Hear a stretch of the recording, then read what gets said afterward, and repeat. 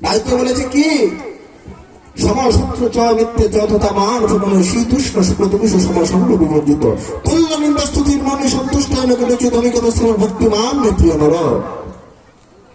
হে অর্জুন, আমার ভক্তের অহংকার শূন্য থাকে, সে শীত উষ্ণ দুঃখে সুখে কখনো বিচলিত হয় না। তার হৃদয়ে সর্বদা আমি অবস্থান করি, আমার হৃদয়টা সে সর্বদা অবস্থান করে। কিন্তু ধৃতরাষ্ট্র কি করেছে?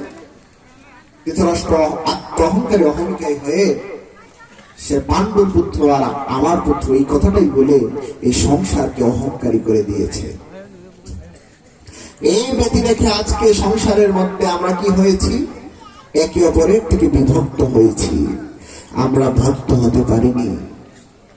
আজকে পাঠের মূল আলোচ্য বিষয়টাই আমি এবং আমার। ধৃতরাষ্ট্র আমি আর আমার অহমিকায় আত্মঅভিমানে অভিমানী হয়ে তার সহায় সম্বল হারিয়ে শত পুত্রের শোক তার সইতে হয়েছে।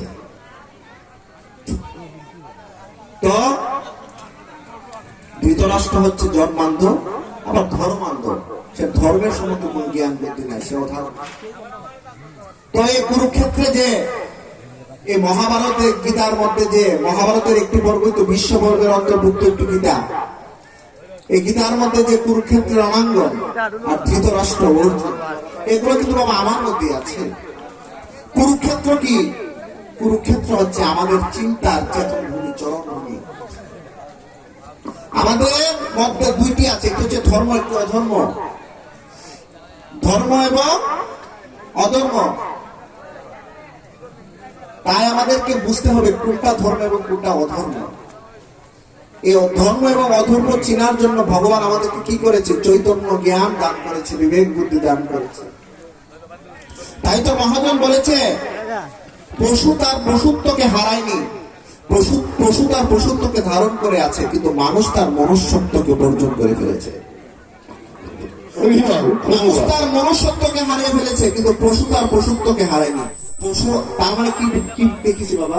পশু যদি তার পশুত্বকে না হারায়, কিন্তু আমি মানুষ যদি আমার মনুষ্যত্বকে আমি হারিয়ে ফেলি, তাহলে আমার থেকে আমার পশু আমার থেকে ভালো ভালো না?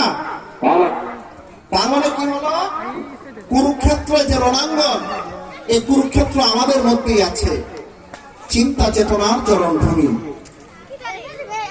চিন্তার চরণভূমি হচ্ছে আমাদের কুরুক্ষেত্র। সত্যের সাথে মিথ্যার সংঘাত, ধর্মের সাথে অধর্মের সংঘাত, এটি হচ্ছে আমরা কুরুক্ষেত্র, আমাদের চিন্তা চেতনা। কিভাবে? কোন সাধুগুরু বৈষ্ণবকে যদি বলে যে বৈষ্ণব মহাশয় এই লোকটিকে আপনি হত্যা করে ফেলুন, সে জিহ্বাটুকু বের করে কামড় দিয়ে উঠবে ভগবান ভগবান বিষ্ণু বিষ্ণু, এটা মহাপাপ।